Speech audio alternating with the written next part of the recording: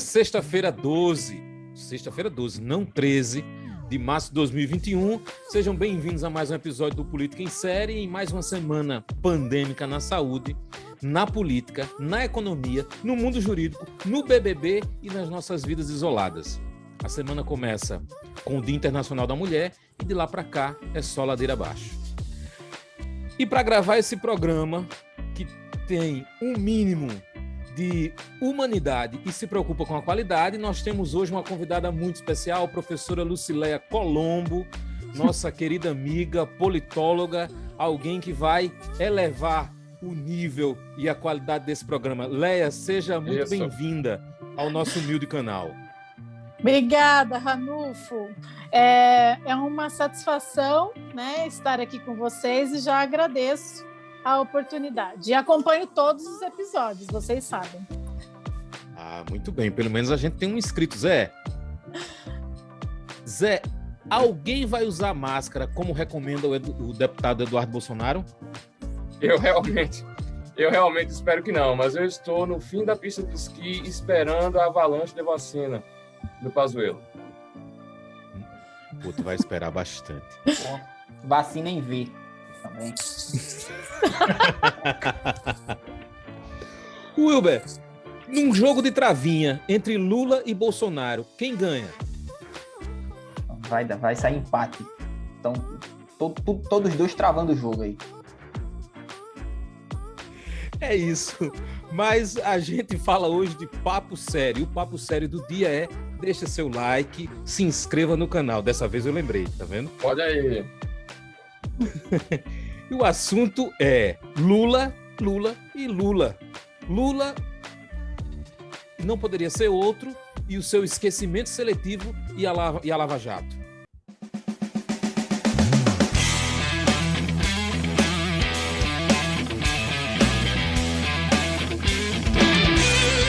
Vamos começar? Olha só, Lula, 580 dias presos e eis que a 13ª Vara Federal de Curitiba não tinha mais competência para julgar a Lava Jato. Com processos anulados depois de uma decisão heterodoxa do ministro Edson Fachin, Lula soltou o verbo, fez a militância chorar e sonhar de novo com a estrelinha vermelha. E, de tabela, ainda fez Bolsonaro usar máscara, comprar vacina e mostrar um globo terrestre na sua live de quinta-feira. Impressionante. Vale lembrar que... internet. Isso, Zé. Vale lembrar que Lula não é culpado nem inocente nesse momento. Os processos deverão ser encaminhados para alguma vara federal em Brasília. Lula está no limbo. Mas tem muita pergunta hoje sobre Lula. E nós não somos juristas, né? O nosso métier, eu aprendi essa palavra esses dias, não é o mundo jurídico. O nosso métier é o mundo político. O que muda agora no cenário político-partidário em termos de rearranjos? Quais são as apostas de vocês? Vamos começar com o Zé Alexandre, em seguida, professora Leia. Podia ser a Leia primeiro, né? Mas, ok. É para ela perceber, para ela não ficar acanhada, para ela perceber o nível e aí ela já engata em seguida. Não, tá, eu bom. Agradeço a gentileza, mas pode ir o Zé primeiro. Bom, ao contrário de muita gente, eu acho que a entrada do Lula na disputa, a entrada de fato, né, porque ele já estava querendo entrar há muito tempo, a entrada de fato, agora ele pode, pelo menos temporariamente, atrai os candidatos para o centro. A maioria dos especialistas leem 22 como se fosse 18. Eu não acho que a gente vai ter um repeteco de 18 por uma série de razões, principalmente a pandemia e a gestão principalmente da pandemia no meio. Então, na minha visão, a entrada do Lula favorece o crescimento do eleitor mediano e os candidatos, seja eles da extrema-direita ou da extrema-esquerda, se você quiser colocar assim, caminharão para o centro na busca desse eleitor. É isso. Leia, o Zé acha que tem uma pandemia no meio do caminho das eleições de 2022, e você? Eu concordo. Eu acho que o Lula surgindo como, se ele surgirá, né, definitivamente como um ator político, os resultados no cenário eleitoral mais amplo eles podem ser mais diluídos e certamente muito mais polarizados, né, do que nós já temos. E, a depender de quem são os outros atores na competição, acho que essa pulverização política ela também tende a ser mais arraigada, né? E a grande questão, eu acho que, novamente, a gente centra uma análise personalista, mas o momento é de apresentação de propostas, de agendas, né?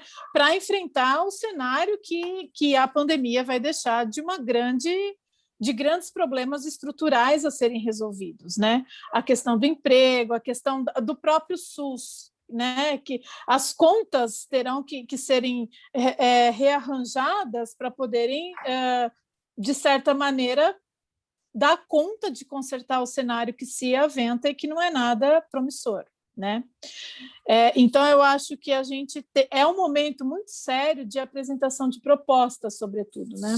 E quais são as propostas dos possíveis candidatos? Eu acho que é isso que tem que ser pensado e pesado também, né? Wilber, propostas ou ódio?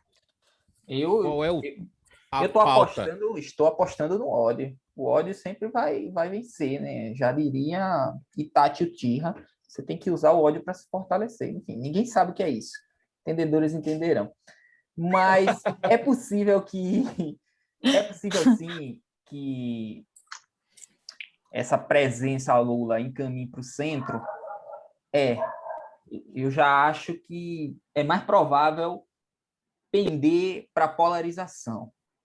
Por que eu vejo isso? Porque eu acho que o governo, mesmo ruim é governo, é incumbente.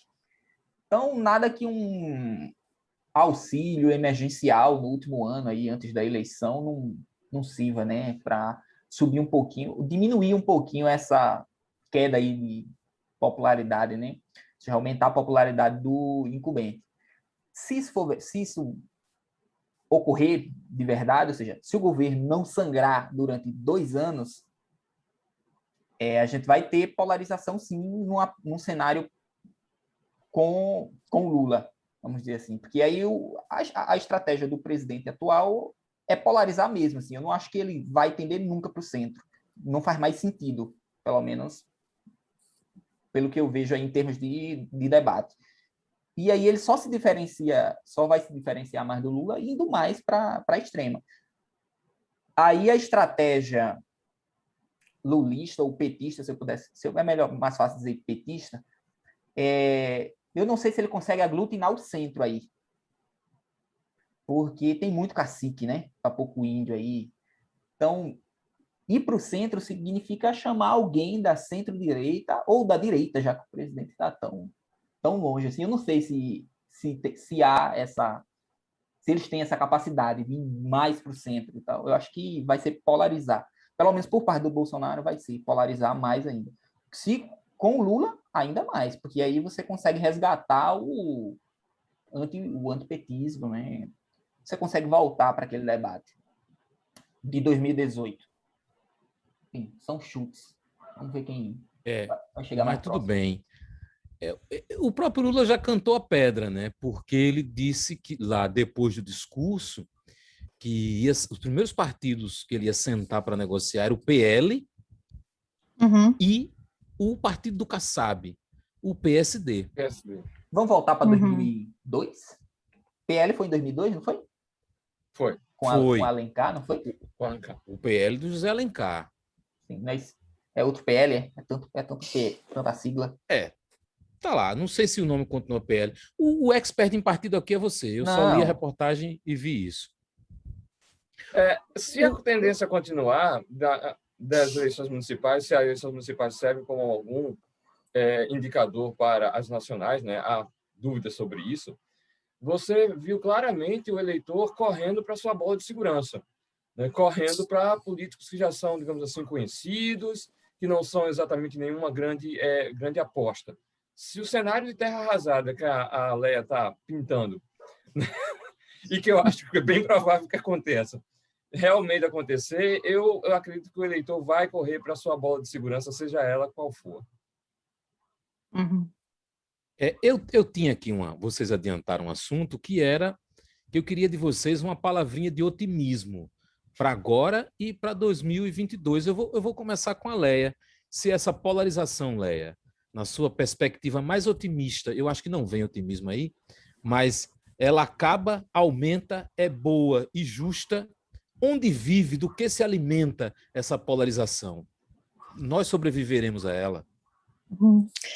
Olha, Ranulfo, eu tendo a achar que nesse momento uma polarização ela maior, né, e que eu acho que vai acabar acontecendo, ela é muito negativa, especialmente para a produção de políticas públicas. Se a gente pensar que o Brasil agora precisa de uma agenda firme de políticas públicas reconstrutivas, né, uma polarização ela vai acabar colocando mais atores dentro do processo decisório, né? E isso vai acabar fazendo com que posições muito polarizadas tendam a tornar o processo de formulação de política pública ou mesmo o momento de agenda de política pública bastante controverso.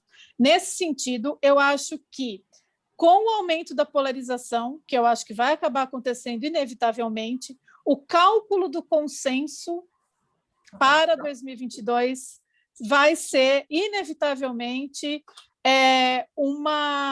uma tendência que a gente vai precisar encontrar uma saída para ele, porque o ônus será alto, né? Então, eu não tendo a ser otimista com o cenário, um possível cenário que se projeta aí, não. Eita, eu queria acreditar no cenário positivo. Ó. O meu cenário positivo ideal era o nosso atual presidente se tornar tóxico e a volta dos tucanos, cara, como principal competidor. Essa rivalidade. Principal perdedor, não, Zé? Era tão boa. Saudades dos tucanos, né, Zé? Saudades, inclusive. Rapaz, eu tenho saudade até de Temer. Mas isso já está muito claro. E aí, Wilber, vamos de...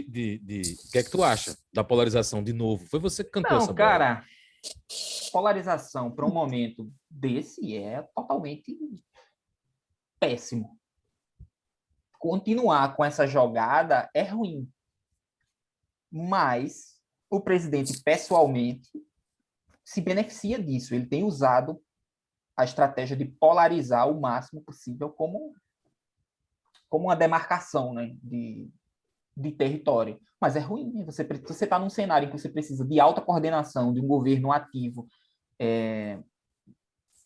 coordenando os entes federativos, né, a União, de fato, funcionando. É péssimo. Só que eu não vejo que ela vai diminuir, principalmente quando você tem um player importante como é o Lula, jogando propostas no ar também, né? Ela já falou em propostas. Primeira declaração aí na primeira entrevista do Lula, ele já deu muitas propostas. Então, me parece que eu estou esperando que vai piorar, viu? Agora, os governos estaduais, municipais, pelo menos no debate, no discurso, estão tentando eles mesmos coordenarem, o que é muito difícil, né? E uma coisa é falar, outra coisa é fazer. Não vi ninguém gastando dinheiro comprando vacina ainda. Eu vejo todo mundo dizendo que vai. Vacina com dinheiro próprio ainda não vi chegar nos estados ainda. Então, sim, Léa. O problema é que o Brasil já tem uma trajetória de relações intergovernamentais bastante complexa. Então, eu acho que, inclusive, com o modelo de descentralização que nós temos, aliado a um salve-se quem puder, né, que, na verdade, é o que mais ou menos está acontecendo, isso, inevitavelmente, tornará as relações intergovernamentais também mais competitivas e menos propensas a possíveis mecanismos de coordenação e de cooperação federativa, né?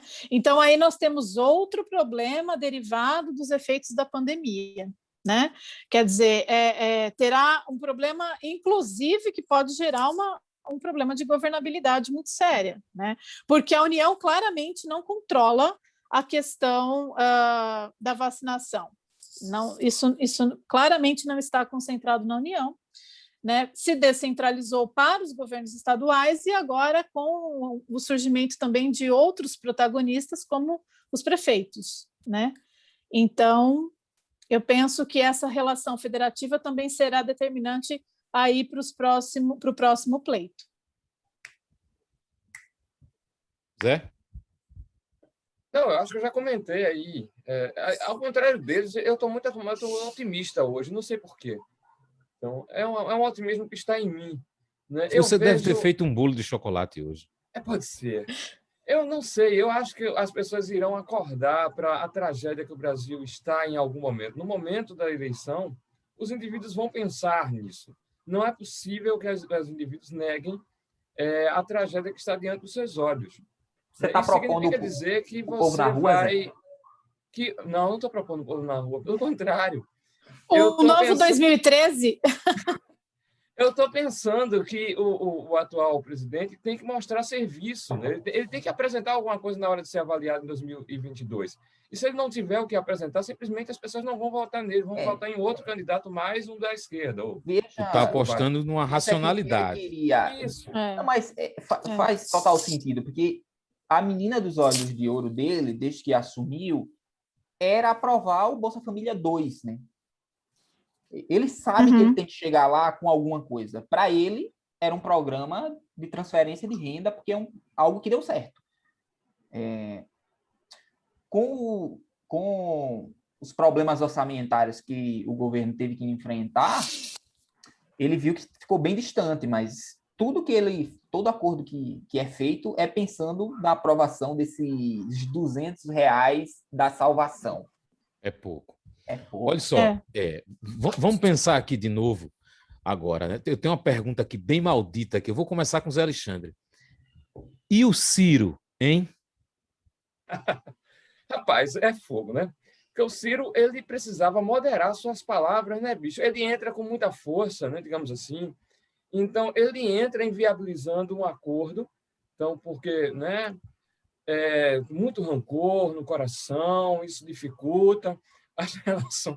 Você, em política, não pode ter tanto rancor assim.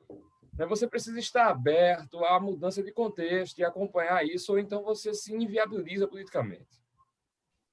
É porque, assim, você mexe agora com tudo, né? O PT tem um candidato que ele não vai abrir mão da cabeça de chapa e a própria esquerda vai ser abalada por isso. Né? Não sei como vocês estão avaliando isso agora, né, Leia? Porque, repare, você tem um PSOL trabalhando o nome do Boulos, tem o Ciro que está no espectro da esquerda, você tem a Rede que está aí. O PCdoB eu não quero nem contar, porque já gravita em torno do PT há muito tempo, não vai fazer diferença. Mas há um projeto aí de esquerda que ora está namorando com o centro e tal, e isso dá uma reviravolta geral aí, né? O que é que vocês acham? O que é que tu acha, Leia? Eu acho que eu vou na mesma pegada do Zé. Assim, o Ciro ele poderia ser uma peça importante nesse momento, caso ele não se deixasse levar tanto pelas paixões, né? Se ele tivesse um pouco de racionalidade nesse momento, acho que poderia sim ter um projeto de esquerda bastante importante, né, para lidar com todos os desafios futuros. Mas, de fato, ele claramente já se posicionou contra isso, né? Então, ele não...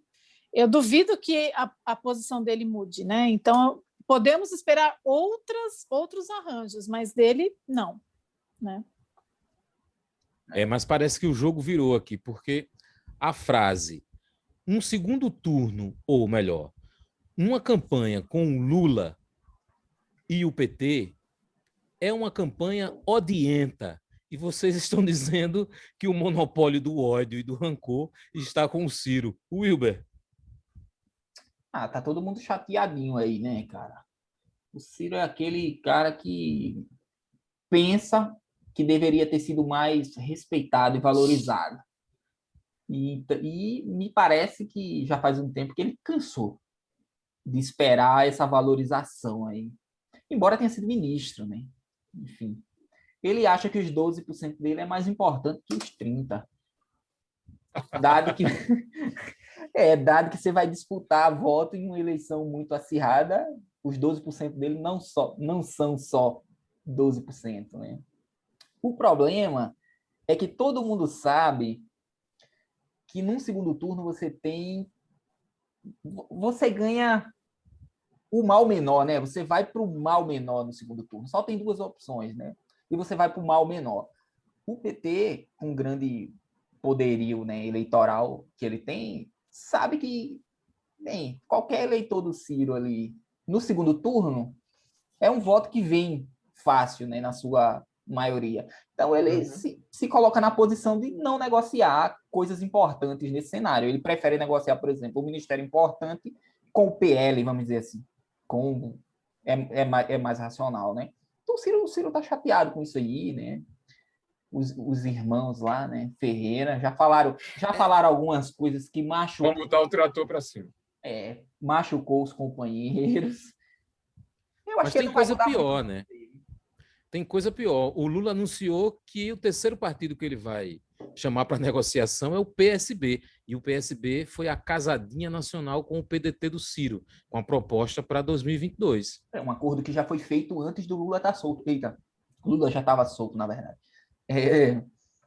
Dois atores que têm, sim, muito interesse em governar, né, em ser governo, serem os donos do governo, né? Porque eles tentam vir na base do PT há um tempo aí, né? Se a gente lembrar bem, a escalada do Eduardo Campos, os ministérios, enfim, toda a aliança no Nordeste, inclusive.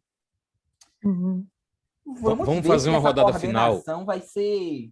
Eu acho que não vai ter coordenação, não, aí. Vai todo mundo pro racha no segundo turno mesmo. Quem passar vai pro... Uma rodada final de Lula e seu impacto nas eleições.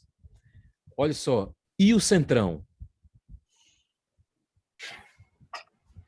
Se existe um ator fragmentado nisso tudo, é o Centrão. Ele não conseguiu, até agora, se aglutinar em torno do nome de ninguém. Assim, em torno de nenhum dos possíveis candidatos, né? A minha aposta é que, se o Lula for racional, ele vai tentar atrair esse centrão para ele. Ele vai caminhar para esse centro, né, e vai oferecer, sabe lá Deus o quê, atrair esse centrão para o palanque dele, né? Com a promessa de que o centrão não é viável, cara. Então, ou é melhor você apostar em mim que eu sou viável e eu te dou alguma coisa, do que você lançar uma candidatura que não vai para frente. Vai fazer o Meirelles, cara. Mas ele não vai ser julgado, não, até lá, Zé? Bom, pode ser. Tudo isso pode acontecer. O judiciário é um ator que a gente realmente não tem o menor capacidade de prever o comportamento. Eu concordo com o Zé. E lendo uma reportagem na Folha de São Paulo, eu não me lembro a data, na qual o Arthur Lira, inclusive, ele se caracteriza, né? Ele caracteriza o Centrão, e ele diz que na verdade, o Centrão ele é a grande maioria dos parlamentares, né? E que convergem para uma reorganização política. Eu não sei se foram exatamente essas palavras, mas é assim que ele caracteriza. Bem, eu acho que o Lula possui uma habilidade de articulação com diversos setores. Ele mostrou isso durante o governo dele, né? Não sei se isso vai permanecer, a depender de quem são os outros players aí do jogo, mas acho que talvez ele consiga atrair para si alguns nomes importantes, né? E isso se, de fato, se não tiver nenhuma reviravolta ali no STF com a sua possível candidatura, porque a gente está pintando aqui um cenário em que ele vai se projetar, né? Mas eu particularmente acho que muita coisa ainda pode acontecer aí pela frente, né? É isso. Olha só, vamos mudar de assunto e ficar no mesmo tema. O próximo tema aqui é Lava Jato. Mudou pouquíssima coisa. Não quero fazer resumo sobre isso, porque é muita coisa e muitos subtemas correlatos aí. Tem, inclusive, série no Netflix, Bacana, tem livro, Tem artigo, tem tudo que você quiser saber sobre a Lava Jato. Tem fake news, tem notícia séria, tem tudo. A internet está lotada. Mas, assim, no geral, é uma operação que apurou o desvio de verba da Petrobras para alimentar campanhas políticas dos partidos, principalmente do MDB, PP e do PT. A Lava Jato acabou, Zé Alexandre? Rapaz, se não acabou, está em vias de acabar, né? A turma, não estou falando apenas do PT, estou falando de uma aliança com várias cores, pressionaram para o fim dessa operação que interessa a muita gente, né? No final das contas, interessa a grande parcela dos políticos brasileiros acabar com isso. E eu não quero dizer, eu não estou fazendo a defesa da Lava Jato, longe de mim defender esse jogo combinado, defenda, esse sim. povo, né? Na verdade, a Lava Jato é um grande jogo combinado entre juízes, o Ministério Público e delegado. Eu nunca vi disso. Eu nunca vi uma investigação que combine os três atores que deveriam ser tripartites, que deveriam ser separados. Então, o erro está de vício do processo, não é exatamente da pressão que os políticos fazem sobre. Deram brecha para isso. A Lava Jato voltou para aquele posto de gasolina lá, Leia? Acho que a Lava Jato já acabou, né?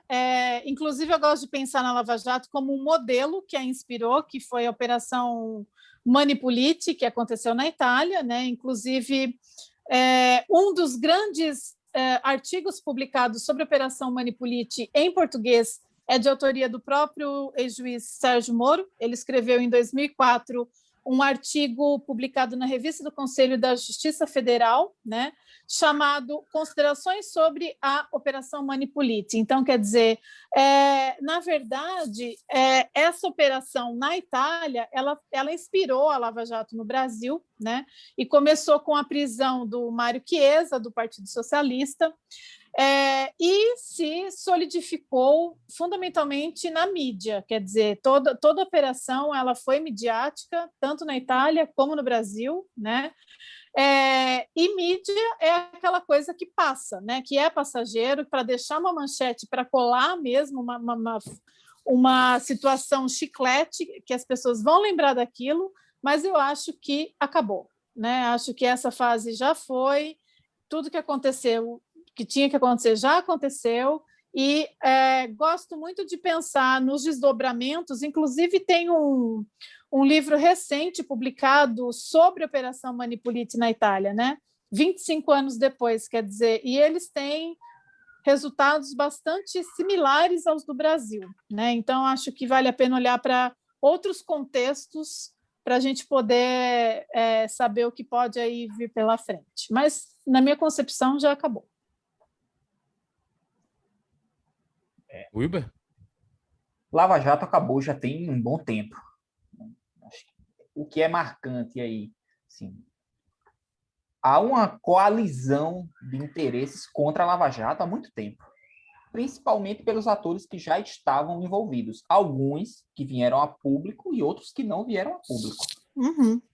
Então, aquela coalizão era muito forte. Por que a Lava Jato rendeu um pouco?